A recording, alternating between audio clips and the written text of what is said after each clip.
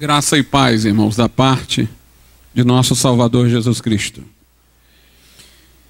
Antes de eu meditar na palavra de Deus, quero dar assim alguns avisos para os irmãos.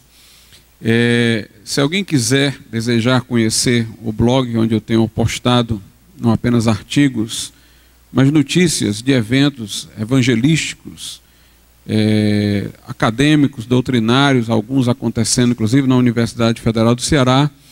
O meu blog é cristianismoeuniversidade.blogspot.com. Durante o mês de novembro, nós teremos na Universidade Federal do Ceará, na Faculdade de Direito, a Semana C.S. Lewis, que foi o autor das Crônicas de Nárnia. É uma semana sobre a obra do autor das Crônicas de Nárnia, que era evangélico. Virão palestrantes de fora, todos crentes.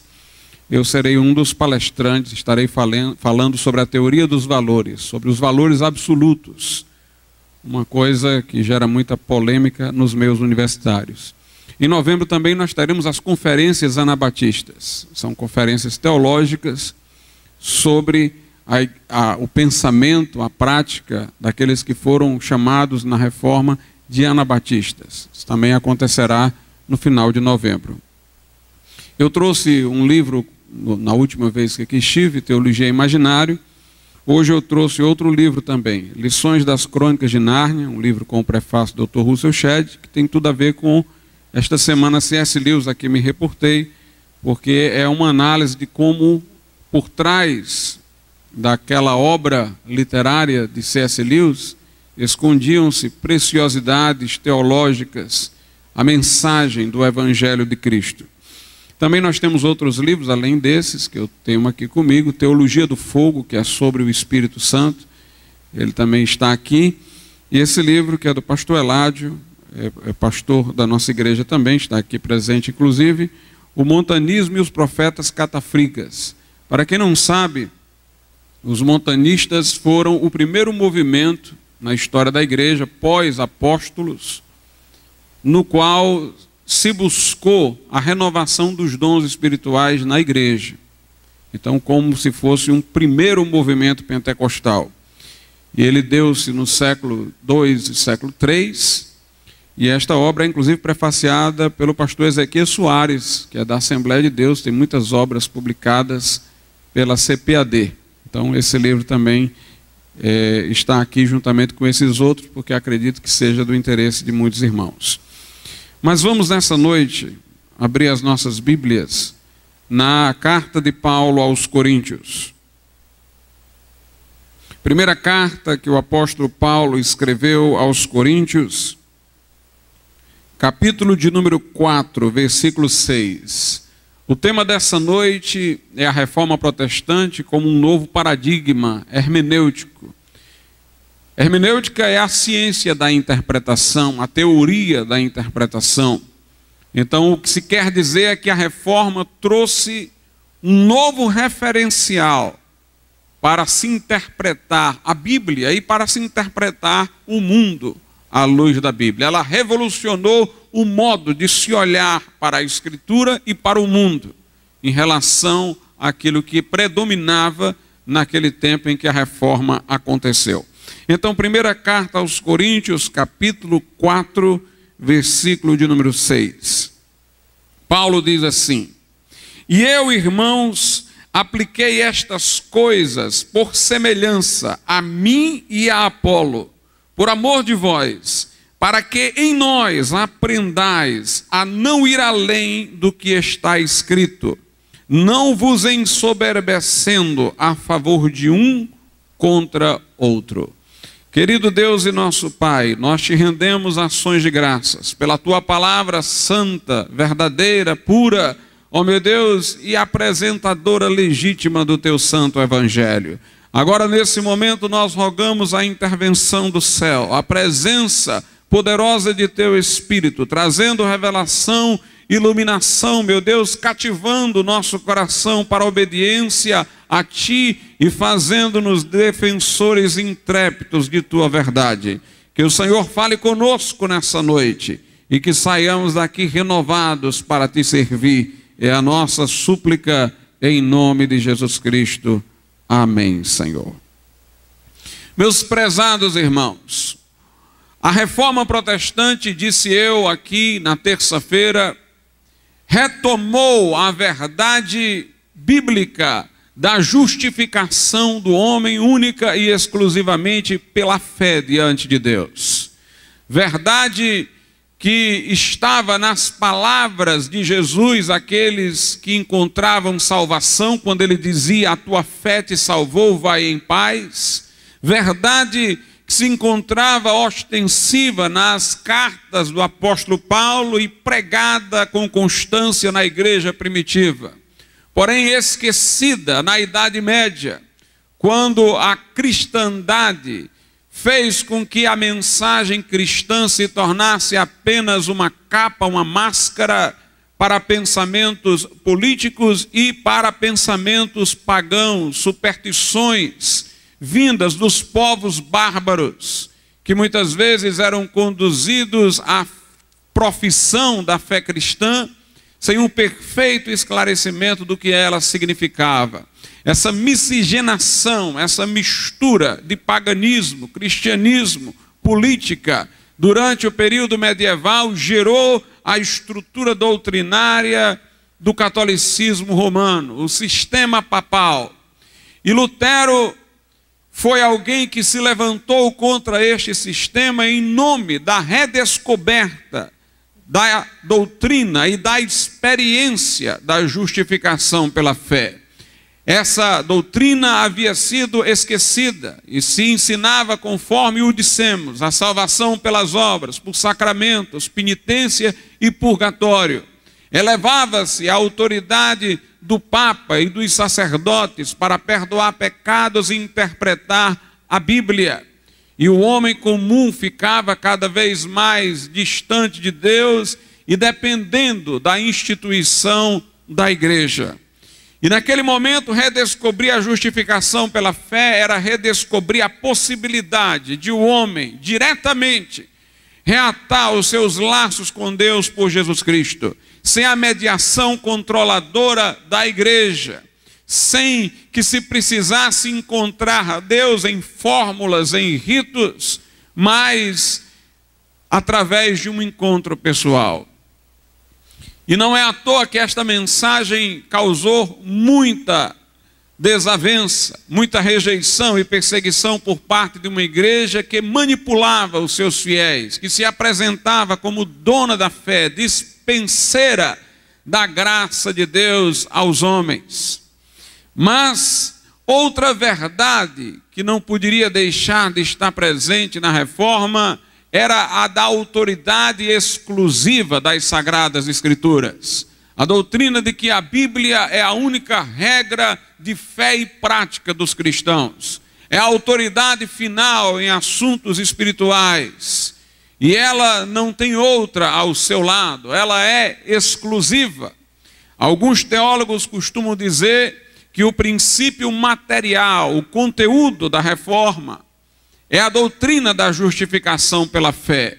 Mas o princípio formal, ou seja, de autoridade, são as Sagradas Escrituras. A ideia é de que a mensagem da Bíblia, o seu conteúdo, é de que o homem é salvo pela fé em Jesus Cristo, sem o concurso das obras, sem a eficácia dos sacramentos, sem pretenso purgatório ou execução de penitências. E a autoridade de que se reveste essa doutrina provém da Escritura Sagrada, inspirada por Deus, infalível, inerrante, verdadeira em tudo quanto diz, e o resumo final daquilo que o cristão deve crer e deve praticar. Então, a exclusividade da Bíblia como fonte de revelação é uma das colunas, é um dos pilares da reforma protestante. Dizia Lutero que somente pela fé somos salvos, só a fé salva, que somente Cristo é o mediador, só Cristo, que só a Bíblia é fonte de revelação e só a Deus devemos dar glória. A reforma, na verdade, foi, irmãos, uma simplificação da fé, que estava tornada complexa, num emaranhado doutrinário e confuso, que fazia o homem comum nada entender e ficar à mercê do ensino de sacerdotes que falavam uma linguagem esotérica, que celebravam missa em latim. Mas a ideia é de que o evangelho é simples. Não há outro mediador que não Cristo. Não há outro meio de salvação que não a fé. Não há outra fonte de revelação que não a Escritura. E não há outro que deve ser adorado, glorificado, invocado, senão Deus. A Igreja Católica Romana ensinava à época que a Bíblia era sim a palavra de Deus, mas não era com exclusividade. Segundo a doutrina católico-romana, existia também a tradição da igreja. Essa tradição da igreja envolvia, primeiro, informações orais, que diziam eles, os apóstolos transmitiram, que não registraram na Bíblia, e que os bispos que ouviram transmitiram aos bispos subsequentes e aos posteriores. De maneira que os bispos católicos, eles teriam um privilégio de informação. O homem poderia saber do que estava escrito na Bíblia, mas daquilo que os apóstolos falaram, que complementava o que dizia a Bíblia e que não fora escrito, somente os bispos sabiam, porque eles foram os receptores das informações e os transmissores à geração seguinte de bispos. Também a tradição envolvia o poder que tinham os bispos, diziam os católicos à época, de recriar a estrutura da igreja. É como se na boca dos bispos a autoridade de que se revestia a Escritura continuava, ou continuasse. Vou lhes explicar. Para a doutrina católico-romana, os bispos são sucessores dos apóstolos. É a chamada doutrina da sucessão apostólica. Os apóstolos teriam ordenado os bispos primeiros, que ordenaram os subsequentes, e assim os bispos eram apóstolos com o mesmo status dos 12 apóstolos. E o que os bispos decidissem em concílio teria tanta autoridade quanto a Bíblia. Como se Deus ainda pudesse estar falando novas coisas, principalmente acerca da organização da igreja. Por exemplo, nós não encontramos na Bíblia nada sobre cardeais, nada sobre o fato de a sede da igreja ser no Vaticano. Não encontramos toda a estrutura hierárquica do catolicismo romano. A forma cristã de organização da igreja na Bíblia é bem simples. Jerônimo, que foi o tradutor da Bíblia para o latim, o admitia. E os católicos mais esclarecidos sabem disso, mas eles dizem que Deus, em sua providência, foi guiando os bispos para novas formas de organização, e o que os bispos passaram a determinar, em particular o Papa, o bispo dos bispos, tem tanta autoridade quanto o que está contido na Bíblia, porque eles teriam sido os sucessores dos apóstolos. Os apóstolos viram uma organização melhor para aquele momento. Os bispos subsequentes, novas organizações, todas de acordo com o momento. E essas novas formas de organização assumidas ao longo do tempo seriam legítimas, porque os bispos eram sucessores dos apóstolos e Deus ainda continuava a falar com eles, de modo particular, sobre a forma de a igreja organizar-se. E ainda existia a ideia de que o Papa era infalível. Na Idade Média existiam duas posições no catolicismo romano: a conciliarista e a papista. Os conciliaristas acreditavam que somente o concílio era infalível e envolvia a reunião de vários bispos. E o papismo era o ensino de que o Papa era infalível. O Papa, obviamente, reivindicava a sua infalibilidade, mas havia muitos bispos que questionavam. Guilherme de Ockham, por exemplo, foi um eminente teólogo franciscano da Idade Média, juntamente com Marcílio de Pádua, que defendiam o conciliarismo. A igreja, numa tradição predominante, aceitava o papismo, mas geralmente o Papa convocava concílios para evitar que essa disputa doutrinária interna da igreja acontecesse. Para quem acha que a Igreja Católica tem melhorado, que saiba que foi nos seus últimos concílios mais recentes que ela decretou de forma inequívoca a infalibilidade papal. Por isso, desde muito tempo, a Igreja Católica não tem convocado concílio, porque ela definitivamente assumiu a posição de que o Papa é infalível.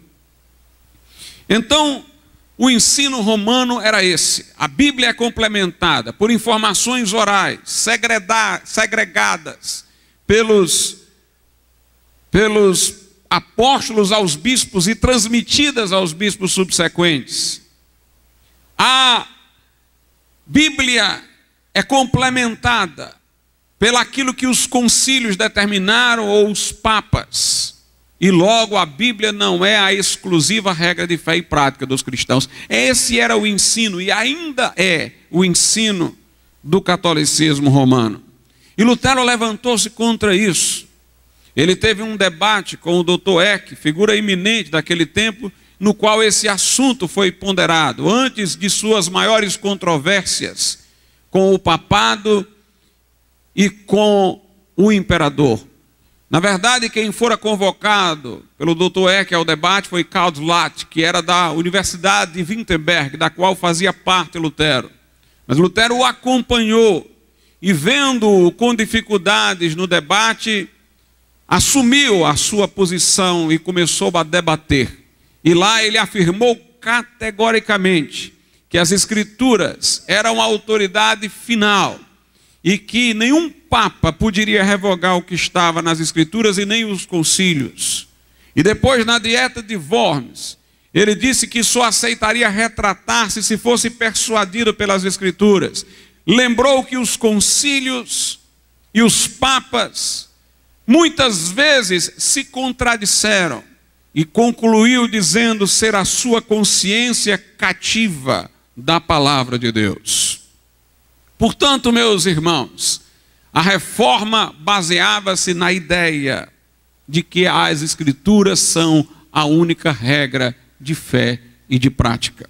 Eu li um texto aqui em que Paulo diz: aprendam comigo e com Apolo a não ir além daquilo que está escrito.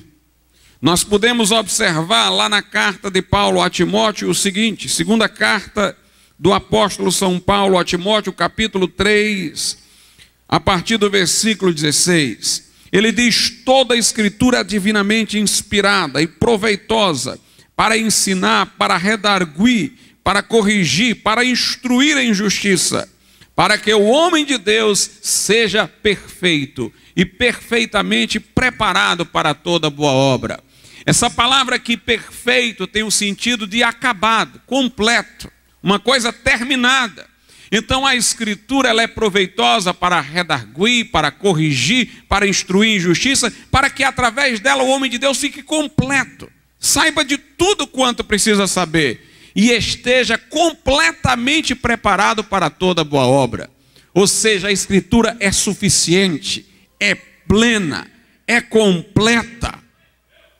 Nós lemos lá em Romanos, no capítulo de número 15, o seguinte, carta aos Romanos, capítulo de número 15, versículo 4.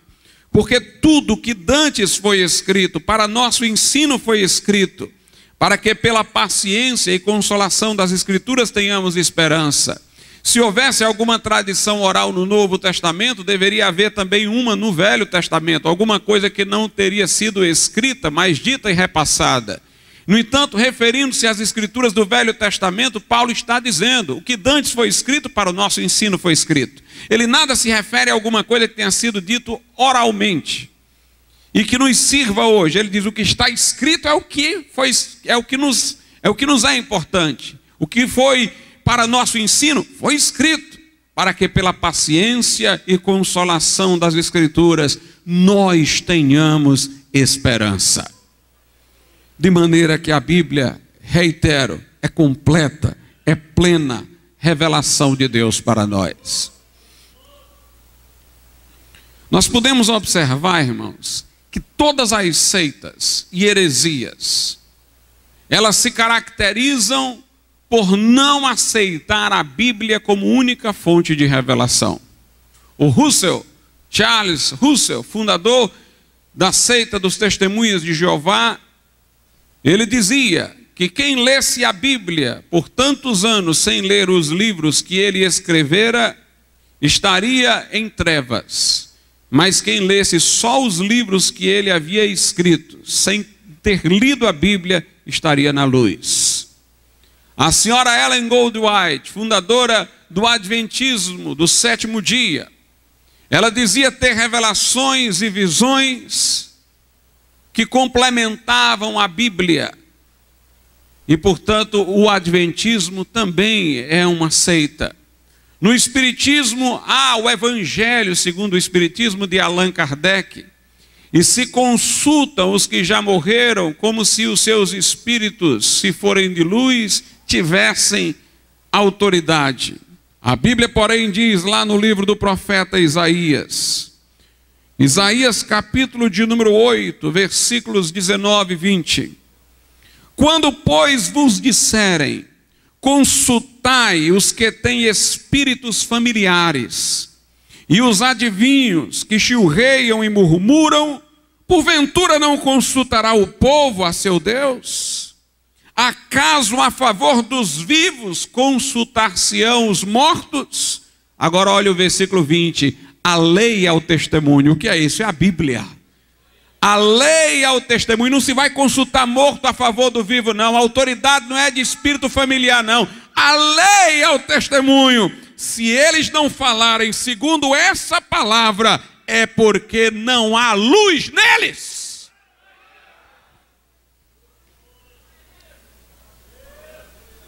A Bíblia é completa. Os mormons têm o livro Mórmon, ao qual intitulam o Outro Testamento de Jesus Cristo. Mas Paulo disse, ainda que eu mesmo, lá em Gálatas capítulo 1, ainda que eu mesmo, um anjo descido do céu. E os mormons dizem que foi um anjo mórmon. Ainda que eu mesmo, um anjo descido do céu, vos anuncie outro evangelho além deste, seja anátema, seja amaldiçoado.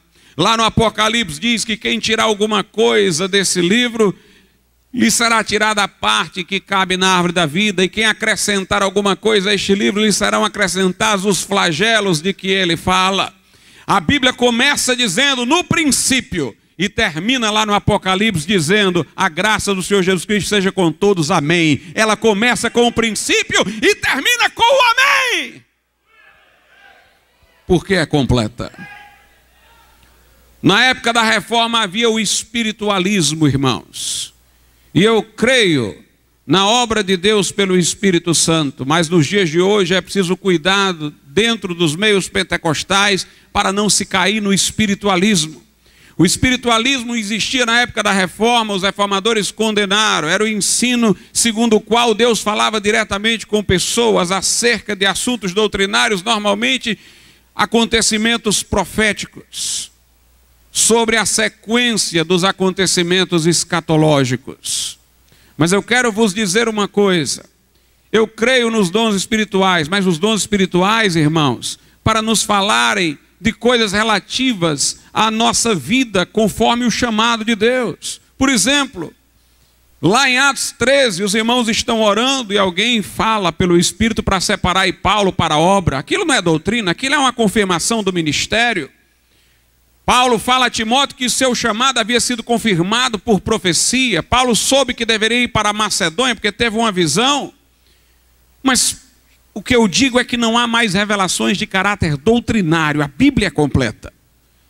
Eu não acredito em revelação de caráter doutrinário nem quando confirma a Bíblia, porque Deus não tem autoestima baixa para estar dizendo, olha, acredite em mim, eu já falei, estou falando de novo. Não, quando ele falou para falar e acabar.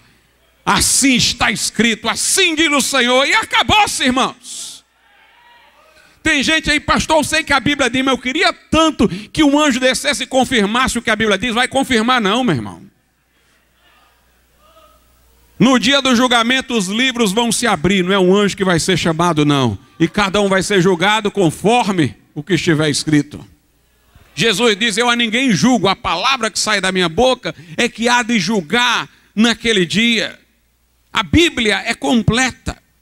E eu quero dizer uma coisa, quando a Bíblia fala de profecia, pelo menos o que a gente lê na Bíblia, é mais coisas concernentes à obra. Paulo sabia se ia para Macedônia, não ia para Macedônia, se era hora de ele sair para ir começar a obra missionária, não começar a obra missionária. Porque tem crente aí que quer revelação todo dia, até por bobagem, para saber o que é que ele vai fazer naquele dia ou deixar de fazer. Deus fala, irmãos, acerca da sua obra. Deus fala de coisas da nossa vida pessoal para nos orientar quando tem alguma coisa a ver com o nosso chamado. Ele não quer satisfazer os nossos caprichos, ele quer realizar a sua obra através de nós.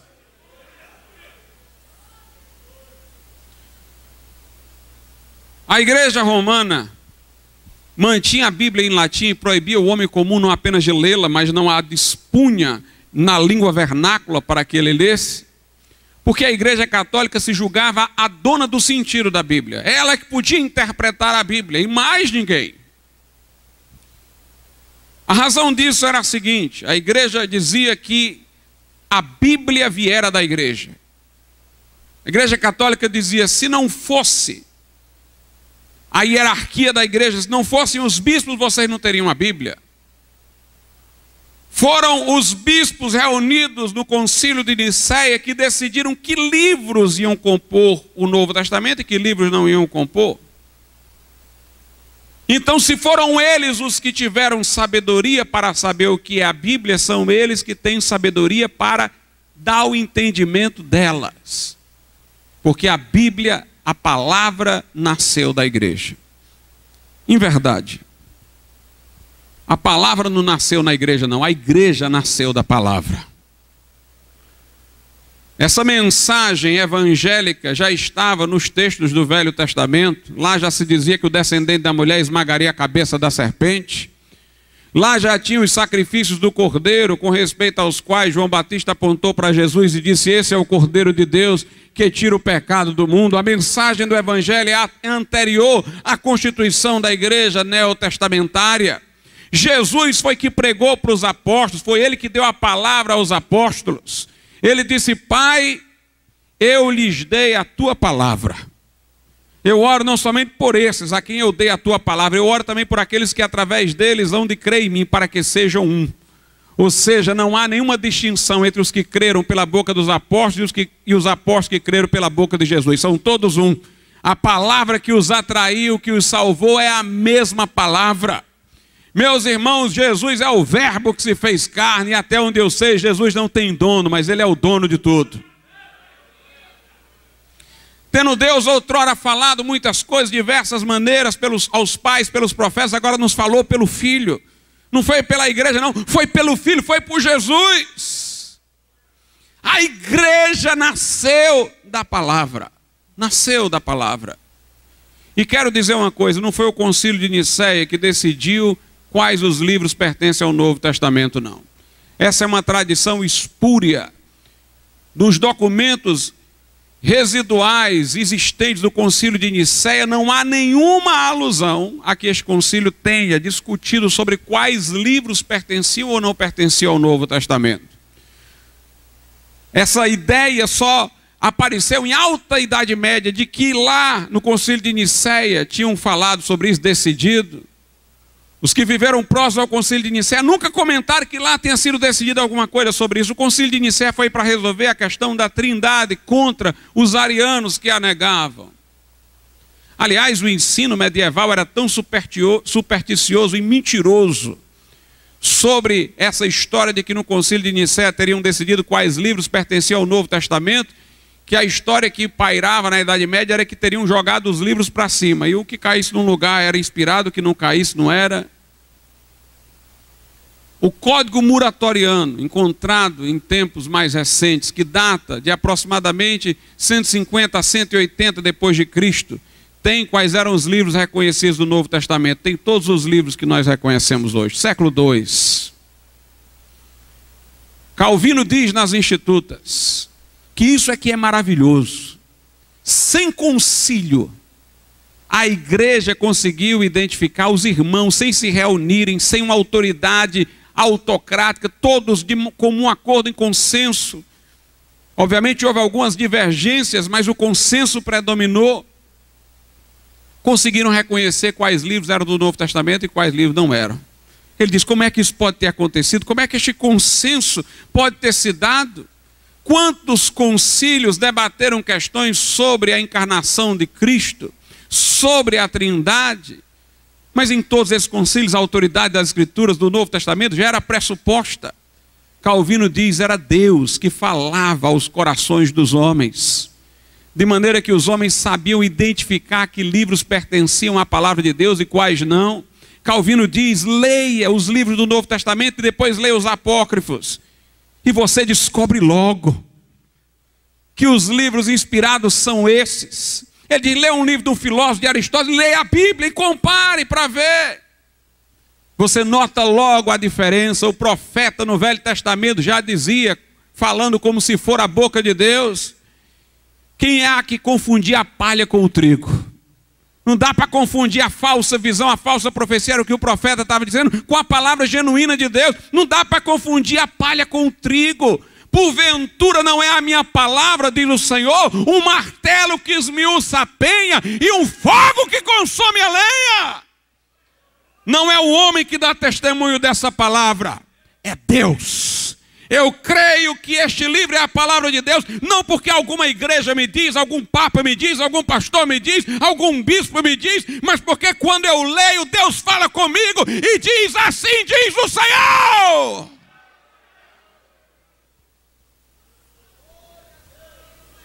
Aleluia. Com respeito a essa história de que os bispos são sucessores dos apóstolos e que têm a mesma autoridade que eles e podem acrescentar coisas à Bíblia, decidindo essas novas coisas em concílio, isso é inaceitável. A Bíblia diz em Efésios 2:20 o seguinte, irmãos: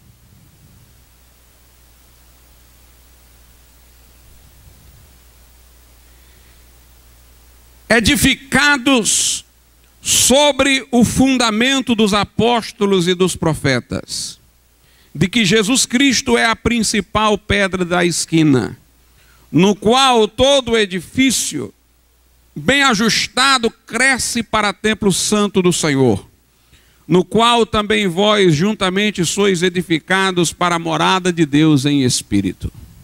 Observe, a igreja está edificada sobre o fundamento dos apóstolos e dos profetas. Quero vos dizer uma coisa nessa noite. Eu acredito em todos os dons espirituais da primeira carta aos Coríntios, capítulo 12. Mas eu não acredito que o dom de apóstolo e o dom de profeta não é o dom de profecia de 1 aos Coríntios, capítulo 12. Esses dois dons cessaram. Há um ministério profético, há um dom ministerial profético e há um dom carismático profético. O dom carismático profético, primeira carta aos Coríntios, capítulo 12, continua. O ministério profético era doutrinário. Eram aquelas pessoas que, pelo fato de os apóstolos serem em pequeno número, eles traziam a revelação doutrinária do evangelho por uma inspiração direta, sem terem tido contato com Jesus. Mas os apóstolos eram a última palavra, tanto que João diz, se algum profeta fala aí alguma coisa e não nos ouve, ou seja, aos apóstolos, ele não é de Deus. Se nos ouve, é de Deus. Quem é de Deus, ouve a palavra de Deus. Ou seja, os apóstolos eram aqueles que davam o parecer final. Mas a igreja primitiva, por não ter o Novo Testamento, ela tinha apóstolos que tinham tido conhecimento da doutrina do Novo Testamento por terem estado com Jesus e terem aprendido diretamente com ele. E ela tinha profetas que, sem terem estado com Jesus, sabiam de informações que os apóstolos souberam através de Jesus. Quando o Novo Testamento é concluído, irmãos, não há mais necessidade desses apóstolos e desses profetas. Não é que Deus tenha revogado os seus dons, é que a finalidade deles se cumpriu. Uma igreja apostólica hoje não é uma igreja que tem apóstolos, é uma igreja que tem o Novo Testamento. Note o que diz aqui, que a igreja está edificada sobre o fundamento de apóstolos e profetas. O que é fundamento? É uma coisa do princípio, do começo.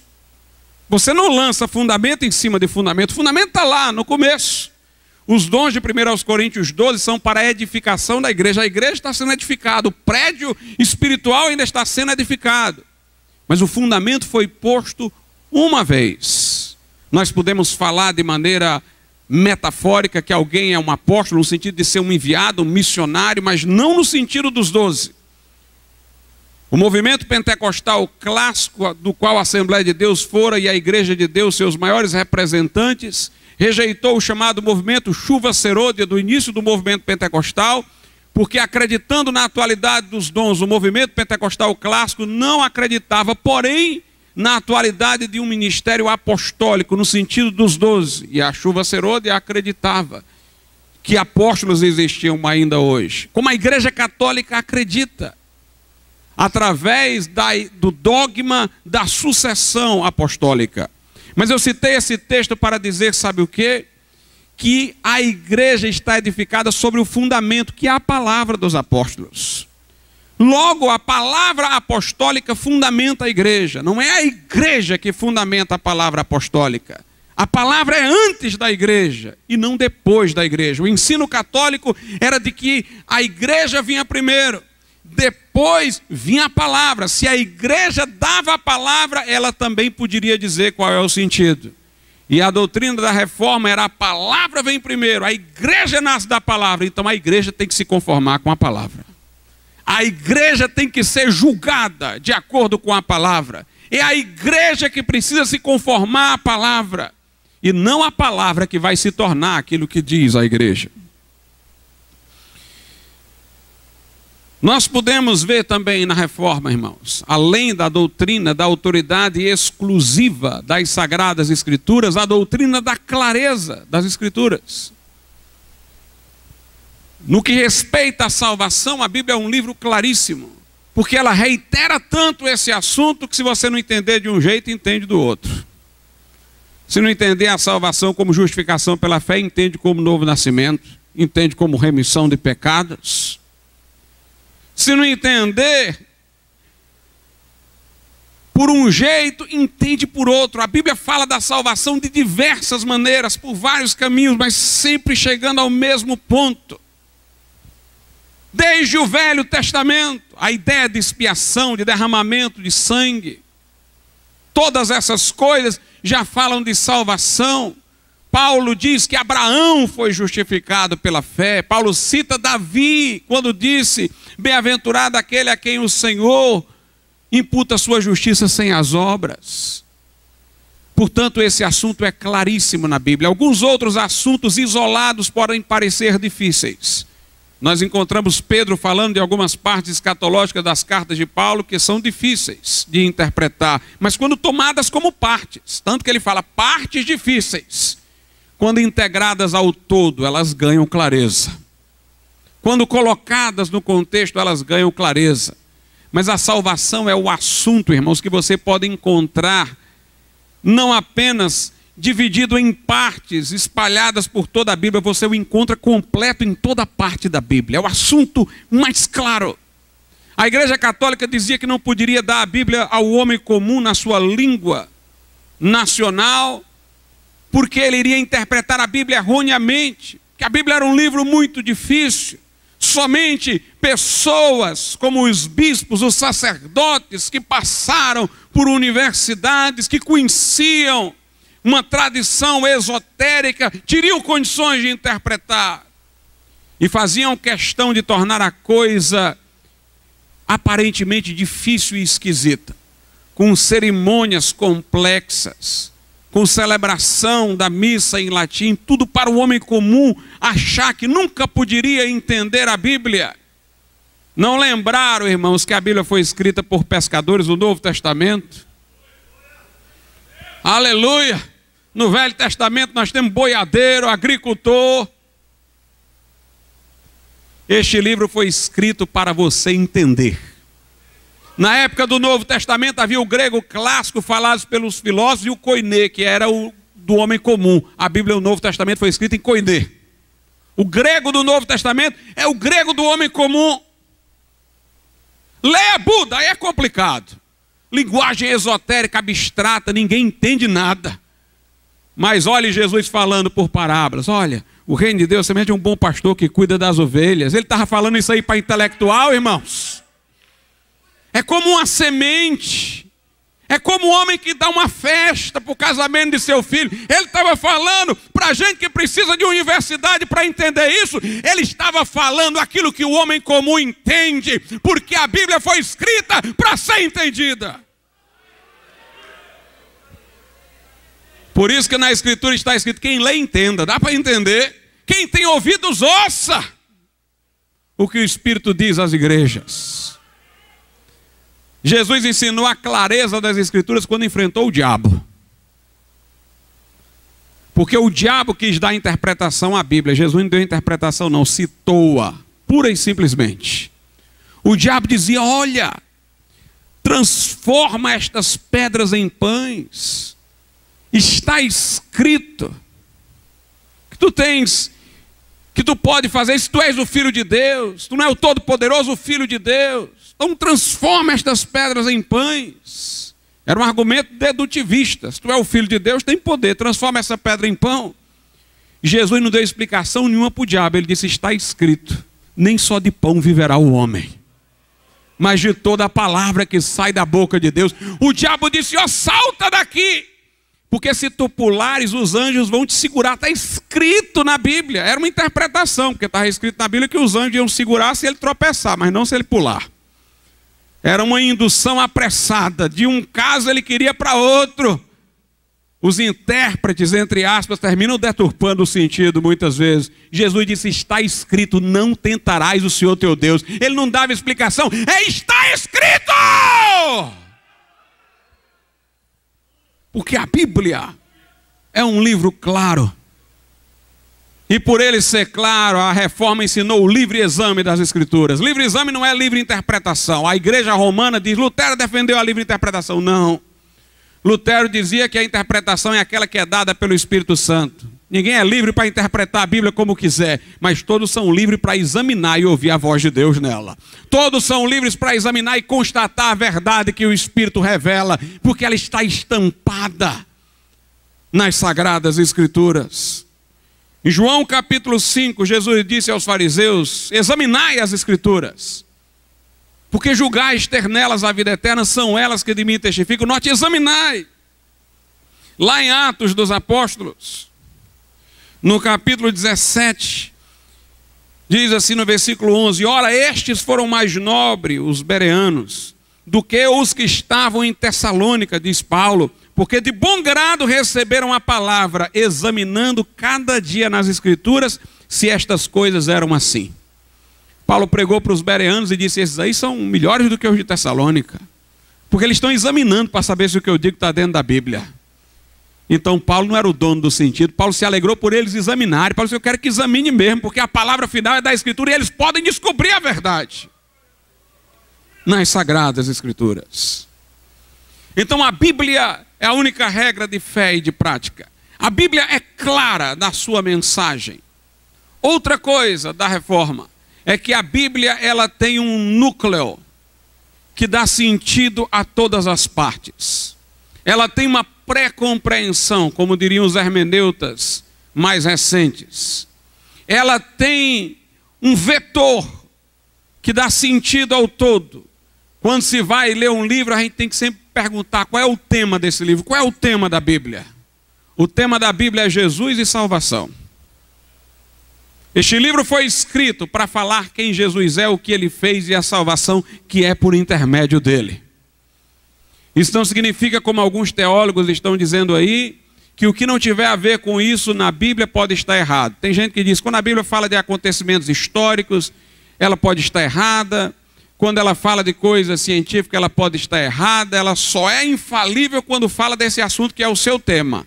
Meus irmãos, se esses homens aqui não tinham uma sabedoria vinda de Deus para dizer datas, ou para dizer os acontecimentos naturais, como é que eles iam saber falar da salvação e da vida eterna, que é muito mais profunda? A Bíblia é verídica em tudo quanto fala. Ela não foi escrita como um livro de ciência, mas tudo que ela diz de ciência está certo.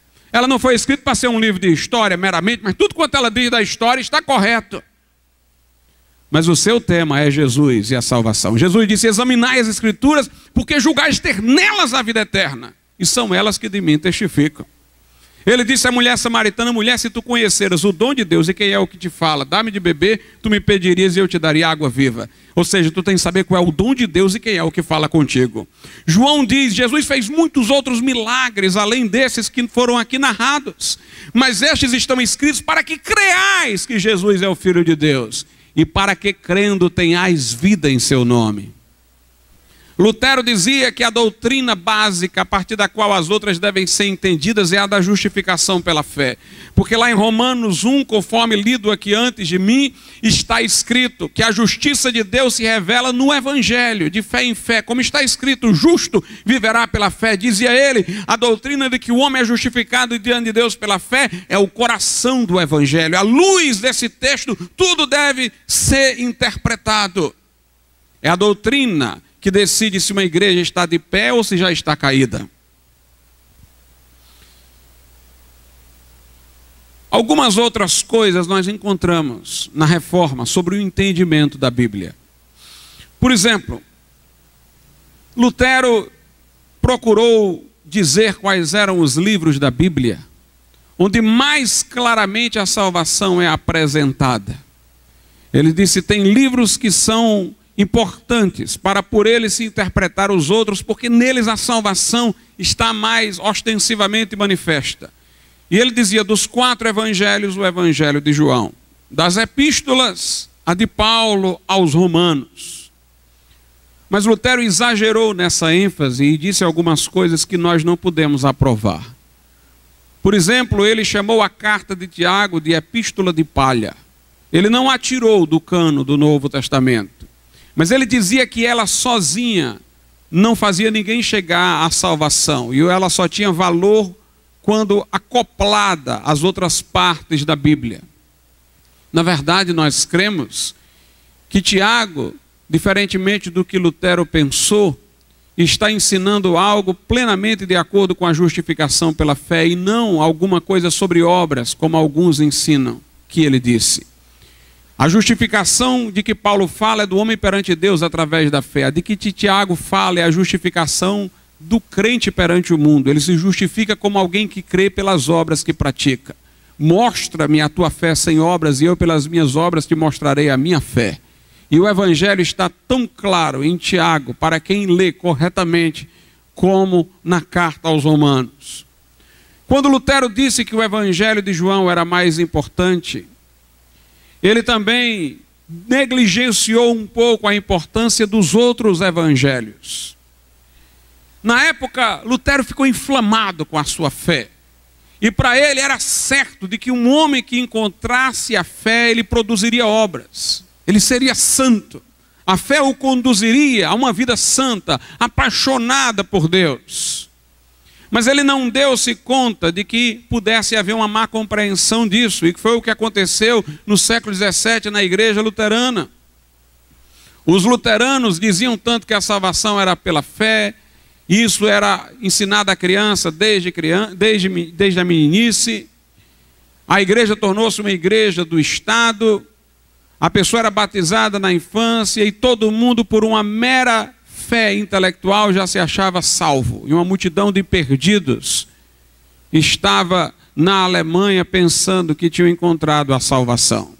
Isso aconteceu porque Lutero enfatizou muito João e Romanos e negligenciou os evangelhos. Os anabatistas já percebiam o momento falho de Lutero. Os anabatistas diziam: nós temos que enfatizar os evangelhos, porque se nós falarmos só de fé, as pessoas poderão não entender o que seja fé, as implicações da fé, as renúncias que a fé pressupõe. Mas quando nós lemos o Evangelho, nós entendemos que fé não é apenas uma fé intelectual ou dogmática, porque nós encontramos lá nos Evangelhos Jesus dizendo: quem quiser vir após mim, negue-se a si mesmo, tome a sua cruz e siga-me. Ou seja, fé implica autonegação, fé implica renúncia, fé implica em tomar a cruz. E por falta de enfatizar os evangelhos, e pela aliança da igreja com o Estado, o luteranismo do século XVII transformou-se numa religiosidade formal. Mas Deus levantou no século XVII os pietistas.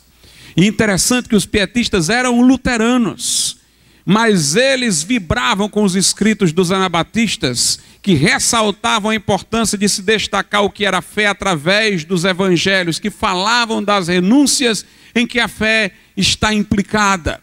E houve uma renovação no luteranismo no século XVII, por influência dos chamados pietistas Frank e Spener, que começaram a voltar a enfatizar a fé, mas a falar dela, não como se o ouvinte já entendesse o que fosse, e sim explicando o que ela era pela linguagem de renúncia, de desafio que Jesus utilizava nos evangelhos.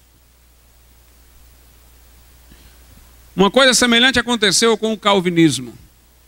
Por enfatizar menos aquelas palavras desafiantes de Jesus, quem põe a mão no arado e olha para trás não é digno de mim. Quem amar pai e mãe mais do que a mim não é digno de mim. Quem não aborrecer pai, mãe, irmão, irmã, filhos e até mesmo a sua própria vida não pode ser meu discípulo. Se renunciais a tudo, não podeis ser meus discípulos. Por enfatizar o calvinismo como o luteranismo, mais as epístolas. Houve também numa geração subsequente a Calvino uma frieza espiritual. E um novo movimento também de redescoberta do valor da fé, que retoma elementos do anabatismo, aparece no século XVII, é o puritanismo. O puritanismo era um movimento de intensificação da fé dentro do calvinismo, que reivindicava a linguagem desafiante de Jesus nos evangelhos e retomava esse elemento também do anabatismo. O anglicanismo passou pelo mesmo processo, mecanizou-se, depois de grandes figuras da reforma anglicana. Mas aí Deus levantou o metodismo. E Wesley professadamente citava a ênfase dos anabatistas que os demais reformadores esqueceram de enfatizar fé como algo que implica os desafios e os chamados à renúncia que Jesus estabelecia nos evangelhos. Outra coisa que veio pela reforma, a doutrina bíblica, irmãos, de que a Escritura é a intérprete de si mesma. Não é pela igreja que nós interpretamos a Bíblia. Nós interpretamos a Bíblia pela Bíblia. Ela tem um sentido intrínseco. Interpretamos a parte pelo todo. Deixamos que os textos obscuros sejam clareados pelos textos mais evidentes.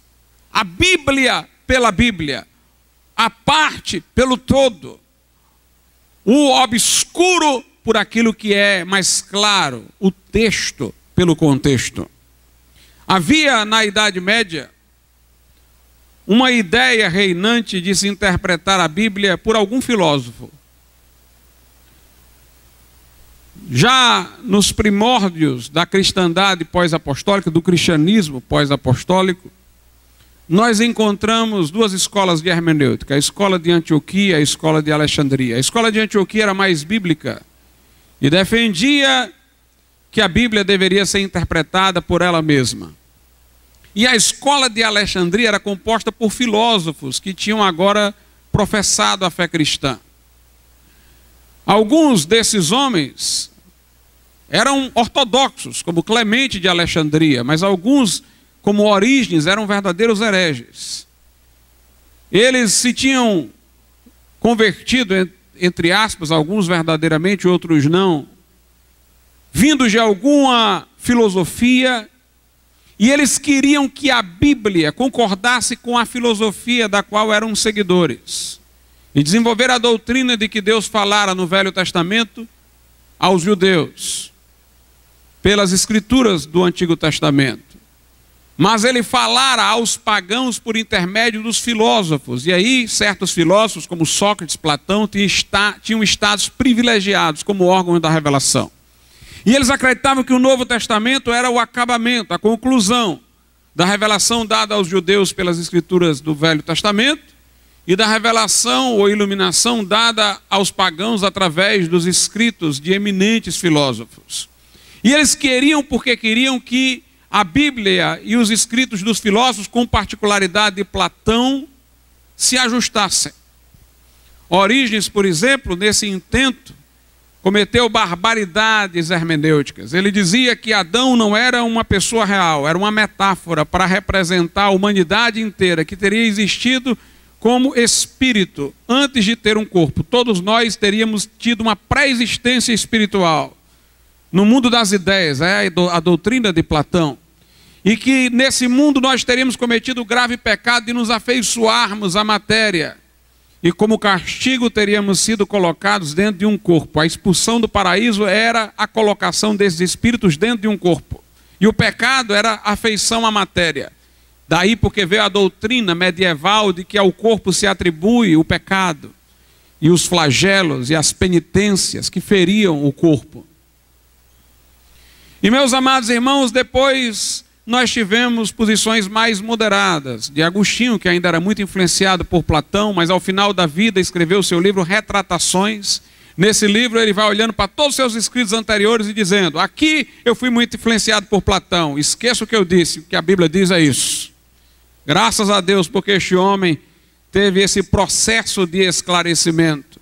Mas a primeira fase da Idade Média é uma fase em que se recorre muito a Platão. Se quer que a Bíblia diga coisas parecidas com Platão.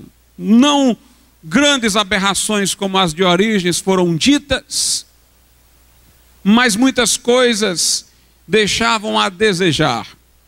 E aí na segunda parte da Idade Média o paradigma muda, passa a ser Aristóteles, por influência de Tomás de Aquino acima de tudo. O pensamento aristotélico se difunde pela Idade Média.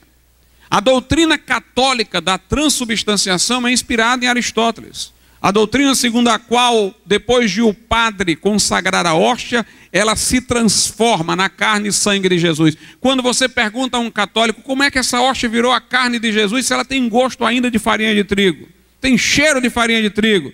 Aí ele diz: não, a substância mudou, mas os acidentes continuam. A substância é o corpo de Cristo, mas os acidentes, as aparências, ainda são de farinha de trigo. É a doutrina aristotélica que distingue substância e acidente. A ideia de que Maria é mãe de Deus é baseada no silogismo aristotélico, o raciocínio aristotélico silogístico. Diz-se que Maria é mãe de Jesus, Jesus é Deus, então Maria é mãe de Deus. Sendo que o raciocínio silogístico de Aristóteles se aplica a seres de uma única essência, mas Jesus tem duas, ele é homem e Deus. Não tem lógica aristotélica que caiba nisso. Maria pode ter sido mãe, num certo sentido, da humanidade de Jesus, mas nunca terá sido mãe de sua divindade, porque Deus é que é o seu pai. E muita coisa era referida a Aristóteles. E Lutero disse: nós não vamos interpretar o maior pelo menor. Não vamos interpretar a Bíblia, inspirada por Deus, pela filosofia especulativa do homem. Ainda mais sendo esse filósofo pagão, nós não vamos interpretar o cristão pelo pagão, o revelado pela razão, o inspirado pelo especulativo, o maior pelo menor. A Bíblia tem que interpretar a si mesma.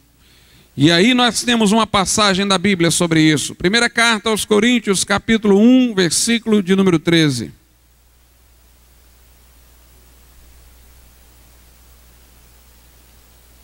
As quais também falamos, não com palavras de sabedoria humana, mas com as que o Espírito Santo ensina. 1 Coríntios 12, 13. Comparando as coisas espirituais com as espirituais. Ou seja, nós vamos comparar texto bíblico com texto bíblico. Interpretar a Bíblia por Bíblia, comparar coisas espirituais com espirituais. Sobre essa história de alguém invocar filósofo, a Bíblia Sagrada já dizia lá em Colossenses o seguinte. Colossenses 2,8. Tende cuidado para que ninguém vos faça presa sua por meio de filosofias e vãs sutilezas, segundo a tradição dos homens, segundo os rudimentos do mundo e não segundo Cristo. Sobre a tradição, nós lemos Jesus dizendo, lá em Mateus, sobre aqueles que apelam a uma pretensa tradição. Em Mateus 15:6, Jesus diz, e assim invalidaste pela vossa tradição o mandamento de Deus. Não é Bíblia pela tradição, não é Bíblia por filosofia, é Bíblia pela Bíblia. É coisa espiritual comparada com coisa espiritual. Interpretamos a parte histórica da Bíblia à luz da parte didática. Tem gente que diz o seguinte, como é que vocês acreditam na Bíblia? Jacó está lá enganando o pai dele. Quem disse que a Bíblia aprova o que Jacó fez? Ali é a parte histórica. Veja a parte didática, quais são os mandamentos. E aí nós interpretamos o histórico pelo didático. Nós interpretamos as narrativas pelas partes doutrinárias. Nem tudo que está relatado que homens de Deus fizeram na Bíblia está com a aprovação de Deus. Nós interpretamos a Bíblia de maneira a distinguir nela experiências que são singulares e experiências que são padrão. Teve um tempo que tinha uma ideia na marcha para Jesus, graças a Deus essa ideia saiu. Mas quando começou tinha essa ideia. Pegavam lá um texto do Velho Testamento, que se referia a Josué, onde tu pisares a planta do pé, será teu. Aí tinha essa história mística de que você ia passear na cidade e quando você pisasse ali, pronto, era terreno de Deus. Declare, é do Senhor, é do Senhor, é do Senhor. Graças a Deus acabaram esse negócio aí. Porque, meus irmãos, não existe isso não, de pisar, de declarar, de dominar território. E aquela passagem ali no Velho Testamento que Deus disse para Josué era para um caso singular, era para Josué naquele momento, não era padrão não. Mas tem experiências na Bíblia que são padrão. Mas nós sabemos que são por causa da Bíblia. A Bíblia diz quais são as experiências que são padrão. Por exemplo, a de Abraão. Creu Abraão em Deus, isso lhe foi imputado como justiça. Pastor, como é que eu sei que isso que valeu para Abraão vale para mim também? Paulo em Romanos 4. Ele diz, Abraão foi justificado pela fé antes de ser circuncidado e depois foi circuncidado, mostrando que é justificado pela fé tanto o judeu como o gentio. O batismo no Espírito Santo, os meus irmãos tradicionais dizem assim, pastor Glauco, naquele tempo o Espírito Santo caiu, o povo falou em língua, mas por que você acha que tem que acontecer de novo, porque aquela experiência é padrão, por que não foi só a experiência deles? Porque Pedro, quando vai falar sobre o que aconteceu na casa de Cornélio, ele diz assim, caiu o Espírito Santo sobre eles como caiu sobre nós no princípio. Ou seja, do mesmo jeito, o princípio é o padrão, do mesmo jeito que Jesus, quando foi falar de casamento, ele disse aos divorcistas, não foi assim desde o princípio, o padrão é o princípio.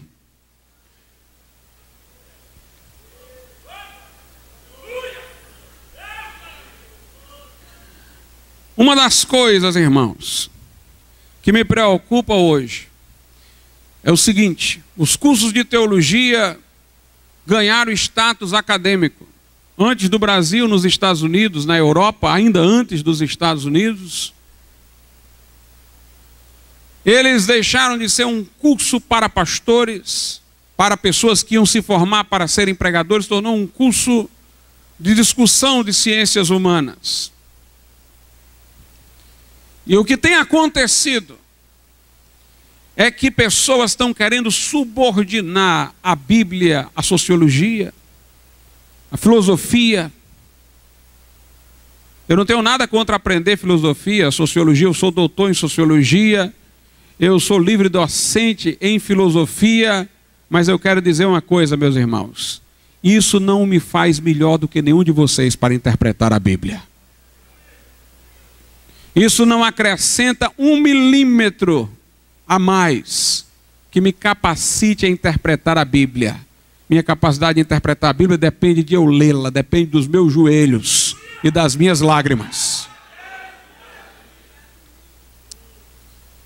Mas nós passamos a valorizar o conhecimento secular e acadêmico. Esse aí entende mais da Bíblia porque ele sabe disso. Quem foi que disse isso? Quem foi que falou isso? E hoje, irmãos, o conhecimento bíblico está cercado dessa sofisticação, de que eu tenho que tornar a Bíblia interessante ao homem do cotidiano, ao intelectual. E aí muita gente quer falar bonito e deturpa a Bíblia. Alguns têm pregado teologia da libertação. Tem universidades teológicas aí que pregam teologia da libertação. Não tem nada mais de evangelho. Nada de evangelho mais. Lutero disse: a Bíblia deve ser interpretada pela Bíblia. E os católicos replicaram. Os católicos disseram: não, não é assim não. Quer dizer que você não vai ter que compreender a história da época dos autores bíblicos. Não, está aí, a Bíblia já não é interpretada pela Bíblia. Você tem que conhecer aquela época em que o Davi viveu, Salomão viveu, para entender o que ele está dizendo. Tem que conhecer aquela época, tem que estudar, tem que pegar os livros de história daquele tempo e tal. Irmãos, eu não tenho nada contra pegar os livros de história, as coisas aí, para confirmar o que a Bíblia já diz, não. Mas dizer que eu preciso disso para interpretar a Bíblia, não. A Bíblia é completa. Quer ver como ela é completa?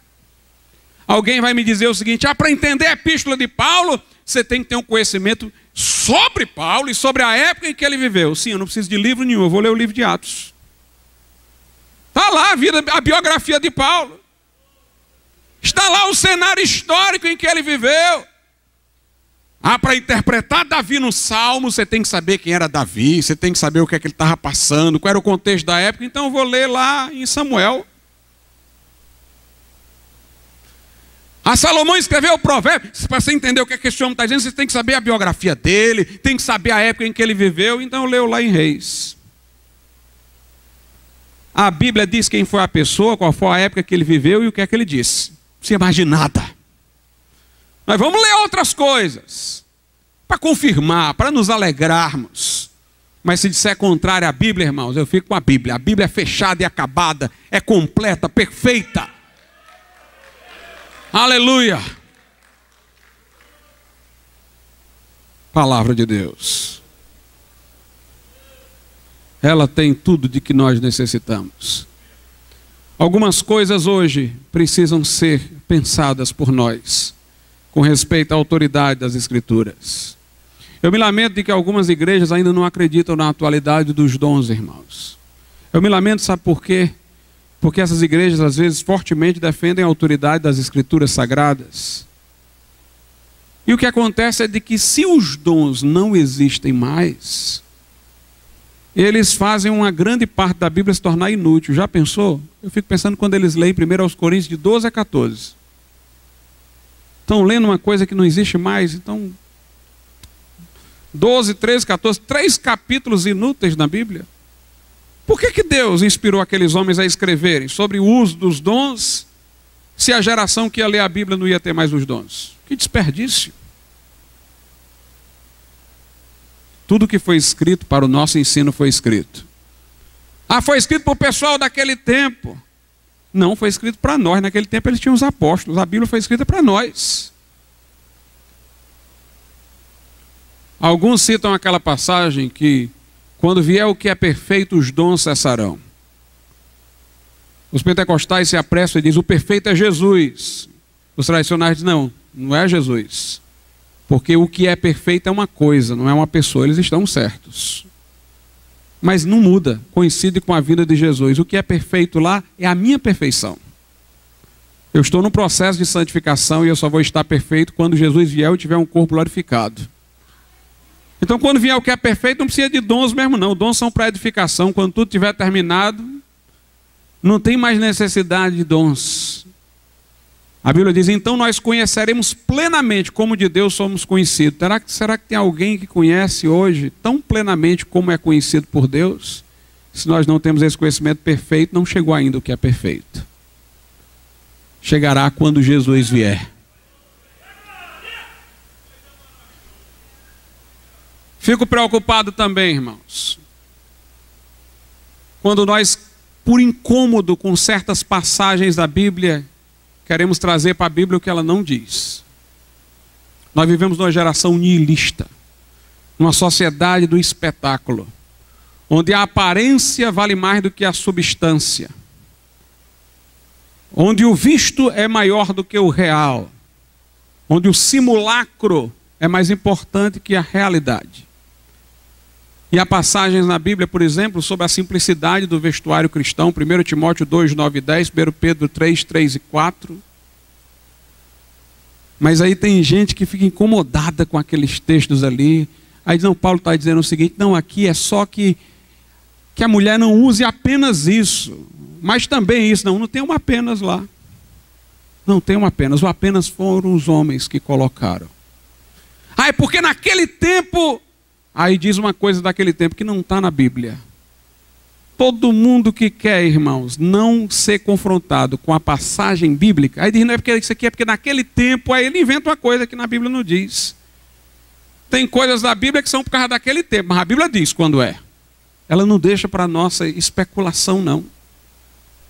Eu temo, irmãos, que Gordon Fee, que é um autor cuja obra de hermenêutica é a mais lida pelos seminários do Brasil, diga o seguinte no livro dele de hermenêutica.